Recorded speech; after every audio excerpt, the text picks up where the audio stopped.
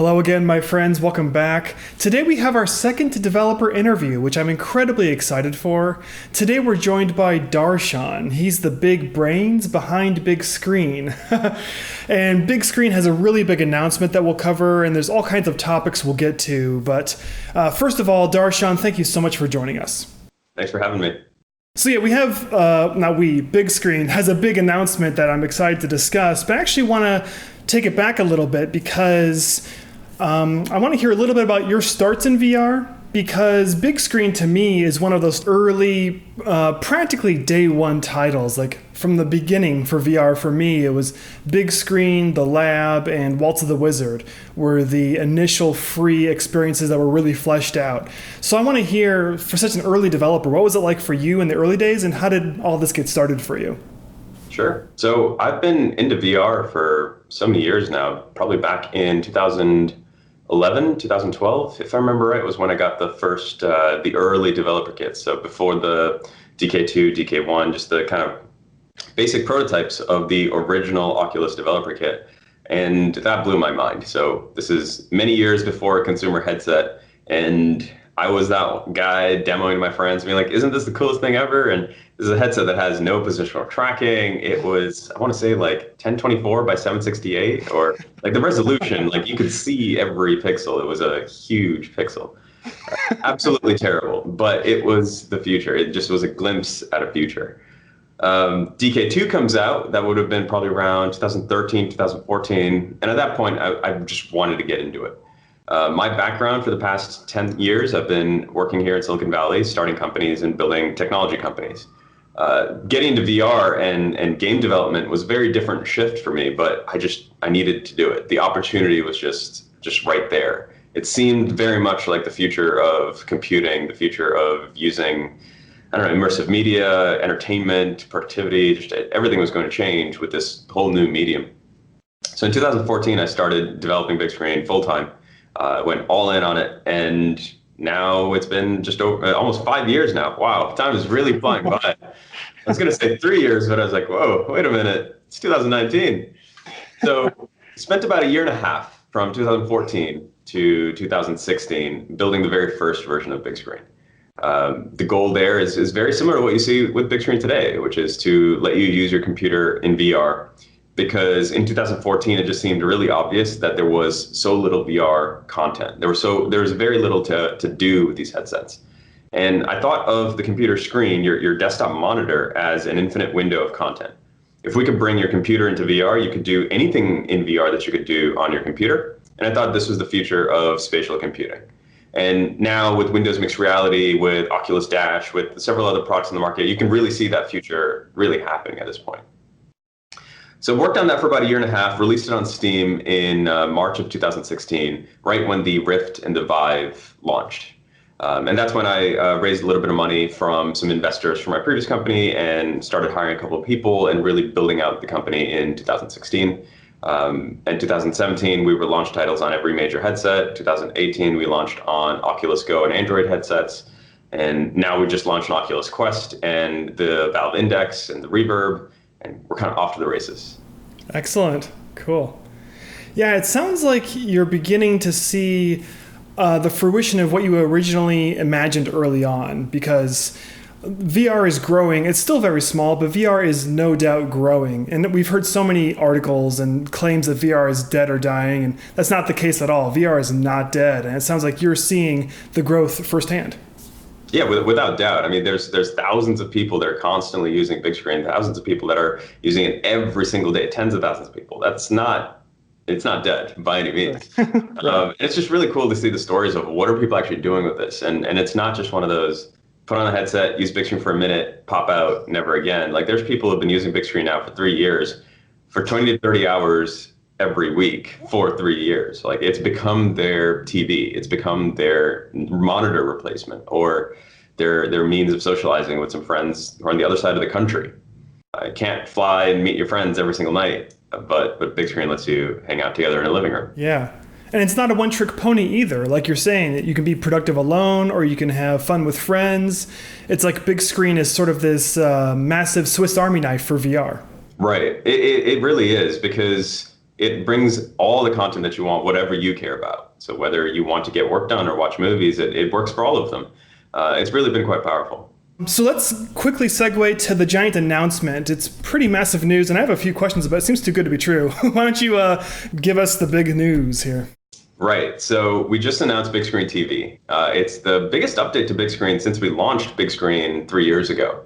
So 3 years ago, let's kind of summarize where we were for the past 3 years. Bigscreen originally was all about bringing your computer into VR because that lets you use anything on your computer screen in VR. However, last year when we started launching on the mobile VR headsets, and now when we're on standalone VR headsets, which are without a doubt where a lot of the market is. A lot of people are going to be buying these headsets because they're just so easy to use, instant. But the downside for Bigscreen is that there is no Windows PC. So there is no access to an entire desktop. And we have a feature called Remote Desktop, which lets you stream your Windows computer screen right into your mobile VR headset, which is fine, but it's not, in my opinion, the future of Bigscreen. It is a really amazing feature in Bigscreen, but it needs to be more accessible than that because many people don't have Windows computers. I'm talking about the millions of people out there that might buy an Oculus Quest or a standalone VR headset and don't own a Windows PC. What are they going to do? So that's when we got started thinking about Bigscreen TV. We wanted to find out over the past 3 years, what have people been mostly doing with Bigscreen on their Windows PCs? And how do we make that available to people who are on Oculus Quest where there is no PC? And when most of the usage of Bigscreen is watching videos with friends, so watching Twitch or YouTube or Netflix or whatever, we thought let's bring that content right into the headset directly without needing a Windows PC. And that's the kernel of where Bigscreen TV emerged from.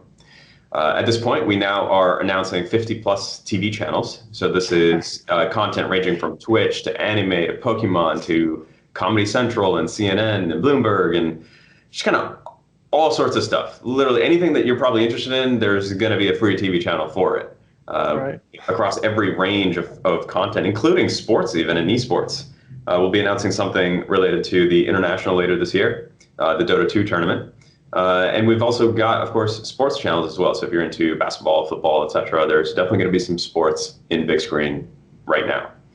And that really is powerful. This was the biggest update that we've had ever, just based on the number of people that have downloaded Bigscreen in the past couple of days and tried it out over this past weekend. It was huge. Even when you look on Reddit, we had over 1,000 upvotes on multiple subreddits, getting right up to the top. One of the biggest releases, I think, in the VR industry in the past couple of months. At least from our perspective, for us, it was really huge. So it was crazy to see just the instant reaction from folks. It was awesome. Excellent. Yeah, that's incredible news. When I hear that, the first thing I got to know is like, what's the catch? Because like Comedy Central, at least in the old media way of thinking, you pay Comcast a monthly fee. Or I also saw you're providing riff tracks, and like, right. As far as I know, riff tracks you got to pay per experience for that. So like, it's too good to be true. Like, how does that work? Yes. So this is the crazy part. Like, we're talking about amazing content that is typically a Comcast subscription, a cable subscription. What we've done is we're bringing in content that is from services like YouTube, Twitch, Pluto, Comet, CBS, and all sorts of other providers. These providers are actually making available the content for free in an ad-supported manner. So the content is not coming from Bigscreen. It's actually streaming directly from each of these providers. And it just so happens that these providers are providing to you in certain countries, not necessarily worldwide, the United States, perhaps Canada, UK, and many worldwide countries, but they are providing the content for free in an ad-supported manner.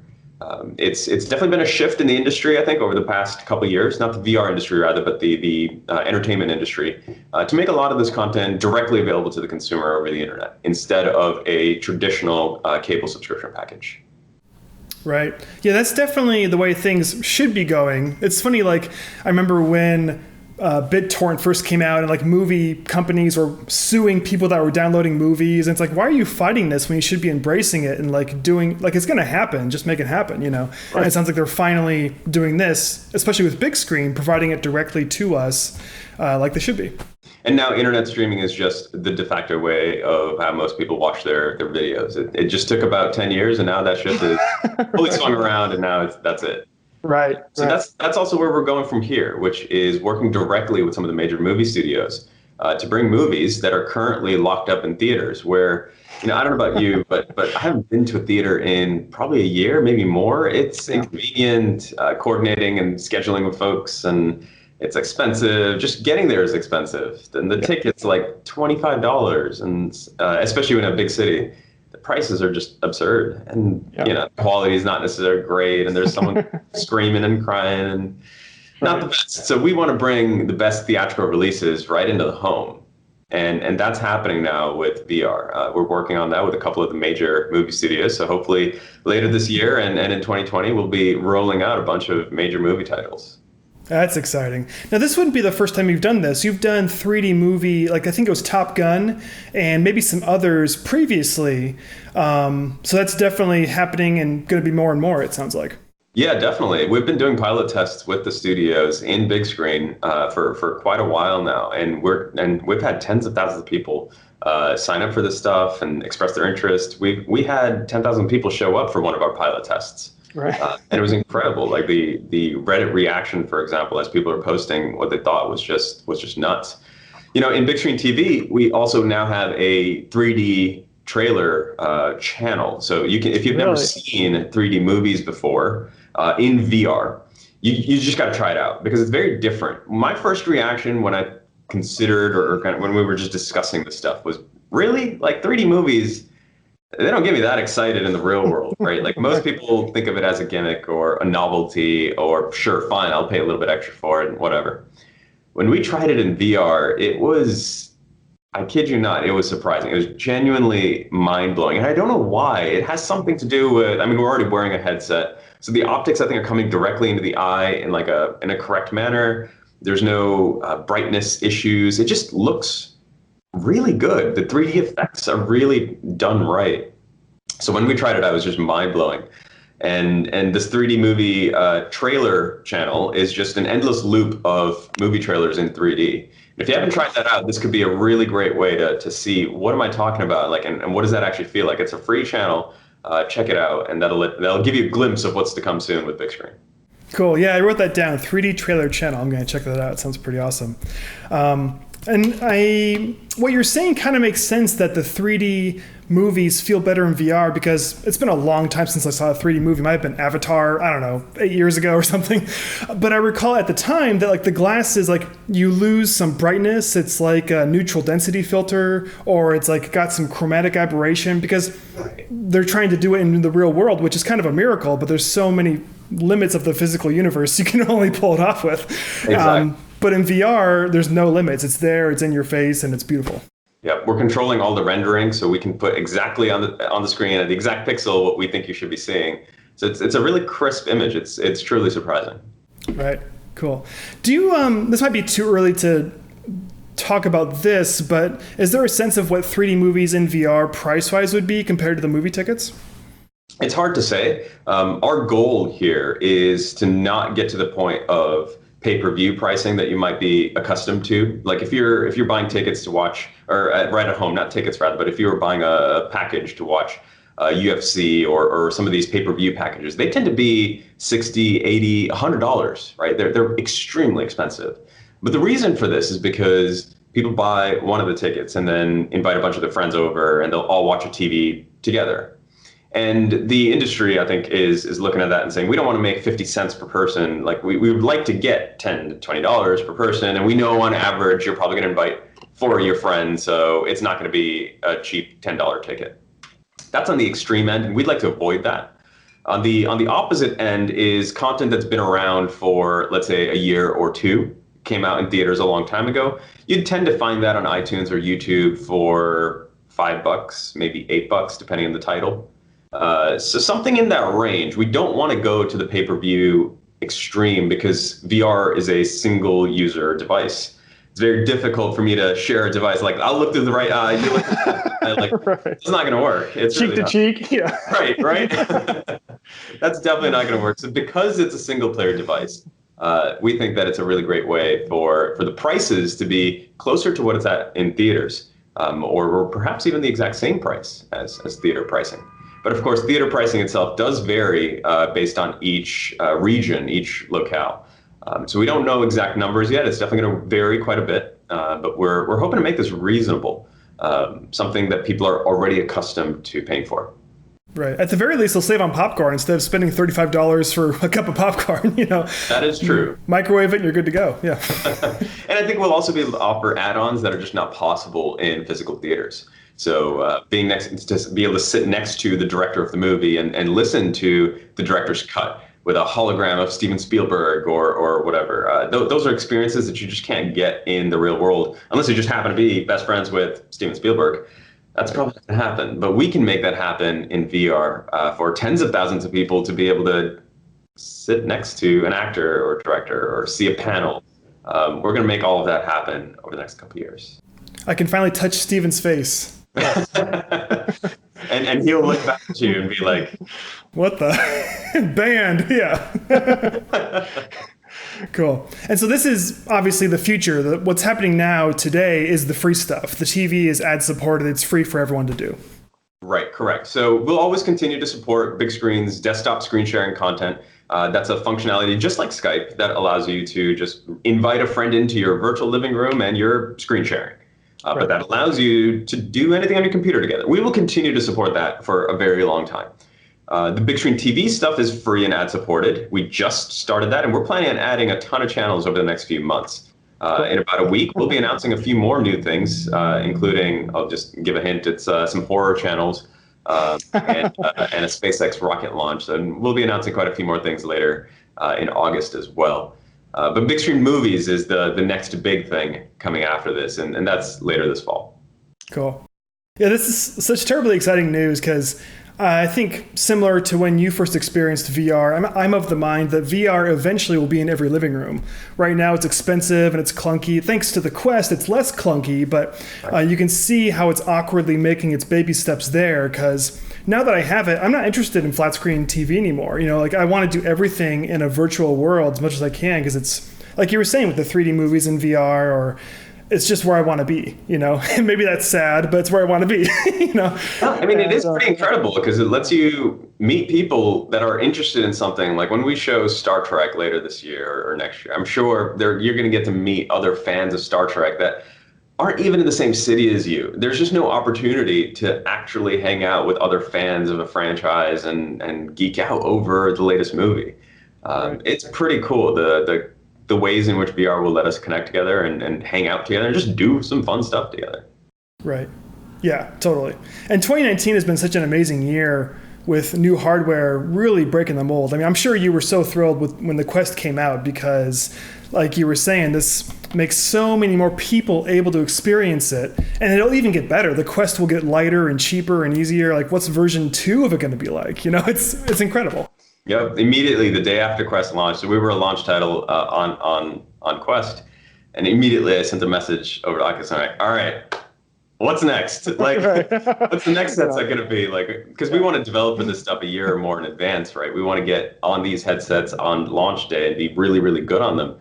So I want to know, like, well, what's coming up after this? And the headsets are only going to get better, as you said. Resolution, the weight, the price, the content. It's really getting better every single year.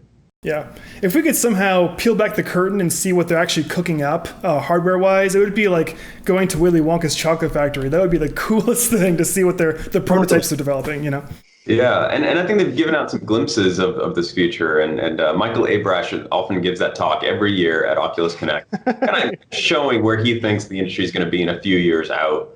And it's really crazy to see. In 3 to 4 years, we're probably going to have headsets that are 4K per eye. At which point you're not seeing any pixels. I've got the HP Reverb over here, and it's already almost at that point where you just can't see any pixels. It's so crisp. Yeah. And the weight and the price, the weight is going down quite a bit lately. The Quest has a battery in it and still feels quite comfortable to wear, but still a bit too heavy for some folks I know. And that's only getting better and better and better. And of course, content. With Beat Saber's launch last year, VR definitely started taking off a bit in the mainstream. And that's just Beat Saber. So imagine 10 more Beat Sabers over the next 2, 3 years. It's really happening. Was Beat Saber just last year? Like my mind feels like it was 3 years ago. It was last year. It was last year. I believe they just celebrated their 1 year anniversary. That's wild. Yeah, I could have sworn Beat Saber was at least 2 or 3 years, but I guess it just shows like how fast things are happening. It feels like it was 3 years ago, but just a year. That's insane. Yeah. And now it's a phenomenon. Right. It's de facto like when you think like when people hear VR, they think Beat Saber. It's like it should be a built-in launch title with every console, you know. and it almost certainly is at this point. Right.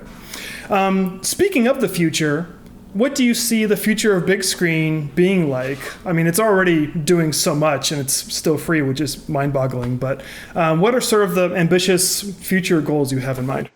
I alluded to them. It's Bigscreen Movies. That's going to be one of our near-term promises that we hope to deliver on, getting you access to awesome 3D movies right at home. Because there is no way to really rent or purchase a 3D movie right now today. You can try to get a Blu-ray, but then you're going to have to figure out how to rip it and transcode it and put it on your headset and load it up. And it's actually quite a process. Like certainly you will spend more time getting that set up than actually watching the movie itself. And we want to make that easier. So that's one of the next steps that we're taking. But beyond that as well, going years out, we want to be on every VR and AR headset. And we want you to be able to hang out with friends regardless of what headset they're on. They'll be in their living rooms, hanging out, doing their stuff, and you should be able to hang out together. You should be able to meet people who are interested in similar things, whether it's Star Trek or Star Wars, and hang out and watch a movie together. But going beyond that, we've been thinking a lot of our designs based on how theme parks are working today. Theme parks are places to visit where you get to meet other friends and people that are interested in that same franchise, that same content, whether it's Disney World or Star Wars or something. You get to meet other fans. You get to dress up and cosplay as characters and really have a blast. And that, I think, can reinforce.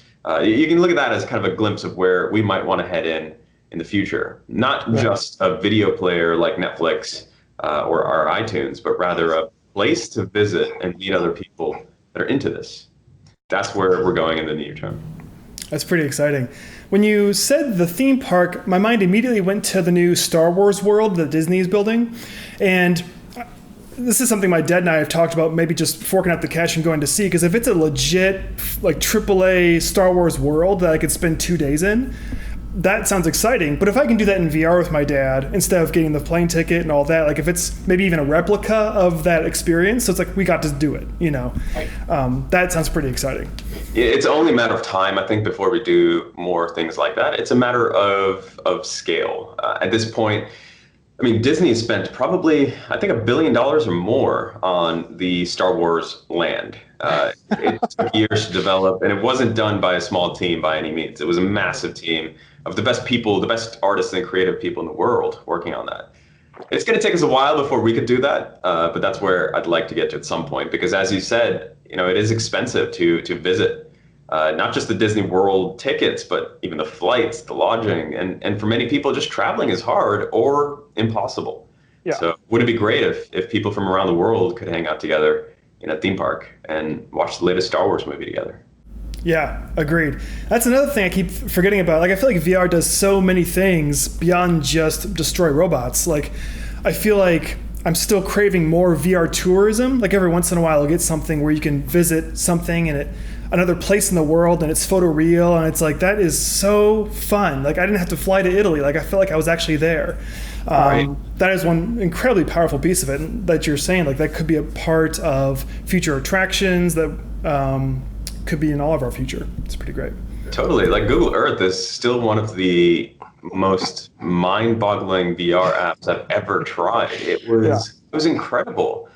But that's the photoreal version, right? That's taking you to places that you can visit in the real world, perhaps that exist. But even if it's not photoreal, taking you to fantasy worlds that don't exist in the real world, that are like a Star Wars land in VR, that could be incredible as well.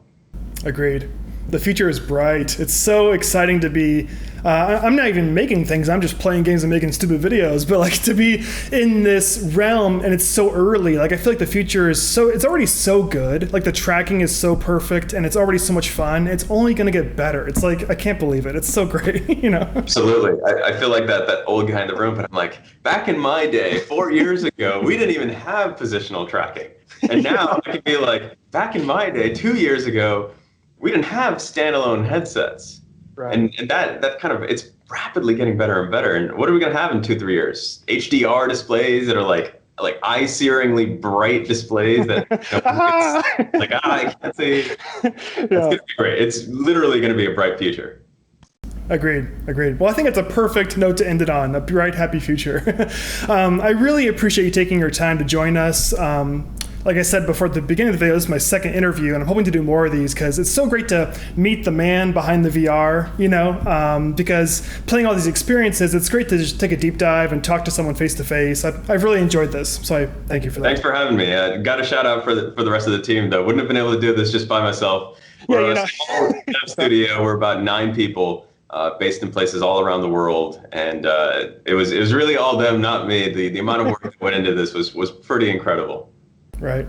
Excellent. And again, today anyone can download Bigscreen and watch these channels today, and it's free, and they should just go for it. Yep. Let us know what you think. Okay. Excellent. Where's a good place to catch up with more Bigscreen news, or if they want to reach you or your team, how would they do that? Discord's definitely the best place. So you can go to discord.gg/bigscreen or visit our website to get a link right to it. We've got about 7,000 people now in our Discord community, pretty buzzing, lively crowd there, lots of Bigscreen fans. So if you're looking for someone to hang out with and watch some stuff in Bigscreen, just join our Discord. We're also, of course, on Twitter, Facebook, and newsletter and all that good stuff. Check out our website for all the links. Excellent. Okay, beautiful. Thank you again for your time, and keep in touch. Good seeing you, Ben. All right, bye. Well, that's it for now. Thanks so much for watching. If you like what you see, please subscribe. See ya.